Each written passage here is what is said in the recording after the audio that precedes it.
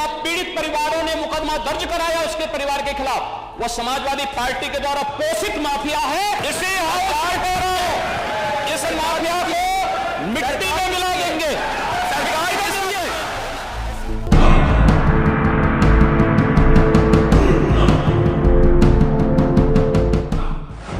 नमस्कार, NMF news देख रहे हैं आप। मैं हूं आपके साथ अभिषेक पुंडित। इस वक्त हम उस जगह मौजूद हैं जहां उमेश पाल की उस गली में गोलियों से भूनकर और बमों से हत्या कर दी गई। ये जगह गवाह है उमेश पाल की हत्या की, और ये जगह गवाह है अतीक अहमद के शुरू होते अंत के। ये वही जगह है जहां से योगी सरकार को खुलेआम चुनौती दी गई। शासन प्रशासन को धत्ता बताते हुए अतीक अहमद, उसके गुर्गों ने योगी सरकार को खुलेआम चुनौती दी थी। ये वही जगह है, आप देख सकते हैं, ये वही गली है जहां उमेश पाल की हत्या की गई। आज हम आपको बताएंगे उस खत्म होते सफ़र के बारे में। यही वो जगह है जहां से अतीक अहमद का जो सफ़र था, जो गुनाहों का उसका अंबार था, उसने जो अपना साम्राज्य बनाया था, उस एक गलती के बारे में, इस जगह जो उसने की है, उस गलती ने उसके साम्राज्य को तहस नहस करना शुरू कर दिया है। आज बताएंगे आपको कैसे अतीक अहमद के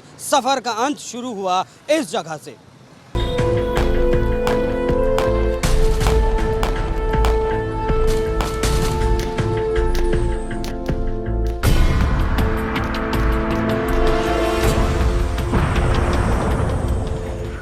प्रयागराज में खौफ का दूसरा नाम बन चुका अतीक अहमद को बुलडोजर रोंदता जा रहा है। पूर्वांचल के सबसे बड़े हिस्से में अपनी बादशाहत कायम करने वाला अतीक आज गिड़गिड़ा रहा है, क्योंकि उसने प्रयागराज की सड़कों से खुलेआम योगी सरकार को चुनौती दी थी, और उस चुनौती के बाद उसके अंदर जो खौफ था वो देखने वाला था।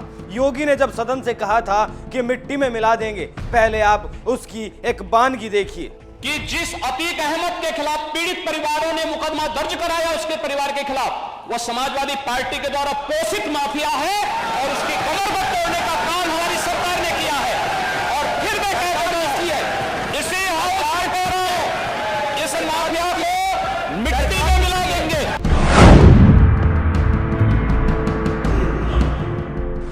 ये देख रहे हैं आप कब्रिस्तान, और इस कब्रिस्तान के बगल में है अतीक का ऑफिस, जिस पर 2 साल पहले योगी सरकार का बुलडोज़र चला था। ये ऑफिस भी अब एक तरह का कब्रगाह बन चुका है। ये कब्रगाह बन गया है अतीक के गुनाहों का। इस ध्वस्तीकरण को देखकर, इन तस्वीरों को देखकर आप अंदाज़ा लगा सकते हैं किस तरह से योगी सरकार का शिकंजा कसा है अतीक अहमद पर।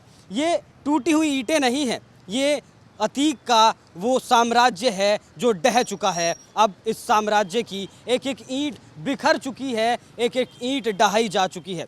अतीक, ऐसा कहा जाता है, अतीक अपने गुनाहों की सारी बुनियाद यहीं से शुरू करता था। सब प्लानिंग यहीं की जाती थी। जितने भी गुनाह वो करता था, उन सब की प्लानिंग और उन सब को जो अंजाम दिया जाता था वो यहीं से दिया जाता था। आप देख सकते हैं ये 3 मंजिला ऑफिस इस वक्त किस हालात में है। और आपको बता दूं, पिछले हफ्ते जो यूपी पुलिस की रेड पड़ी थी, प्रयागराज पुलिस को जो इनपुट मिला था कि ध्वस्त हुए ऑफिस में कुछ हलचल है, उसके बाद यहाँ रेड पड़ी थी। उस रेड में करीब 80 लाख रुपए कैश और 10 हथियार मिले थे। उन हथियारों में वो कोल्ट पिस्टल भी बरामद की गई थी, जिस कोल्ट पिस्टल से, ऐसा कहा जाता है, जिस कोल्ट पिस्टल से उमेश पाल को छलनी किया गया था। साथ ही सैकड़ों जिंदा कारतूस भी यहीं से मिले थे। प्रशासन को नोट गिनने के लिए मशीन मंगवानी पड़ी थी, उसके बाद उन नोटों को प्रशासन ने गिनवाया था। आप देख सकते हैं इन तस्वीरों को, ये बानगी है अतीक के ध्वस्त होते उस किले की, उस साम्राज्य की, जो योगी सरकार ने शुरू की है। 2019 में इसे ढहाया गया था। भले ही ये 2019 में ढहाया गया, लेकिन पिछले हफ्ते ही यहाँ से 80 लाख रुपए का कैश और 10 हथियार देसी और विदेशी बरामद किए गए थे। साथ ही सैकड़ों कारतूस थे और तमाम चीज़ें यहाँ से मिली थी। 5 लोगों को भी गिरफ्तार किया गया था। ऐसा अभी जांच में सामने नहीं आया है उन 5 लोगों से क्या क्या चीज़ बरामद हुई है, क्या पूछताछ में पता चला है, असद के बारे में उन लोगों ने कोई जानकारी दी है या नहीं दी है। लेकिन आपको एक बार फिर से दिखा दूं, ये बानगी है अतीक के ढहते हुए साम्राज्य की, अतीक के ढहते हुए किले की।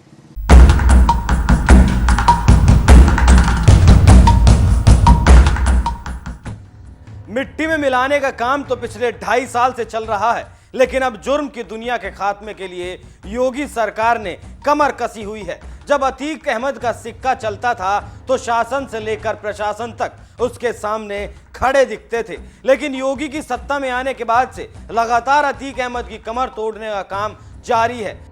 जिस डर को अतीक अपने सामने बैठे इंसान की आंखों में देखना पसंद करता था, वो डर उसके जहन में था जब उसे साबरमती से प्रयागराज लाया गया। उसने खुद कहा था कि कोर्ट के कंधों पर बंदूक रखकर योगी सरकार उसे मारना चाहती है, लेकिन ऐसा कुछ नहीं हुआ।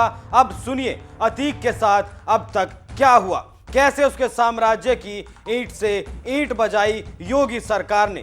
योगी ने 2.5 साल में अतीक और उसके परिवार के साथ साथ उसके मददगारों की करीब 70 से ज्यादा संपत्तियों को खंडर में तब्दील कर दिया। जो इमारतें कभी आलीशान हुआ करती थी वो अब मलबे में तब्दील हो चुकी हैं।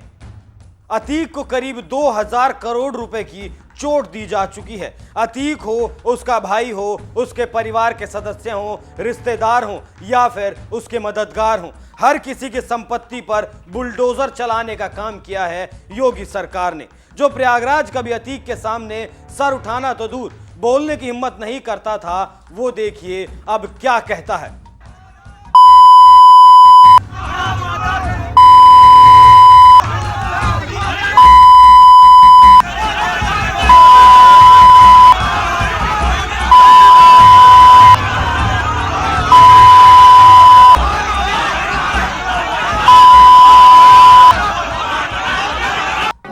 कोर्ट में लोग इस कदर गुस्से में थे जैसे अतीक को मार ही डालेंगे। वकीलों के हत्यारे को फांसी दो, फांसी दो, लगातार ऐसे नारे सुने जा सकते थे। योगी सरकार के एक्शन ने प्रयागराज की जनता में नई जान फूंकने का काम किया है।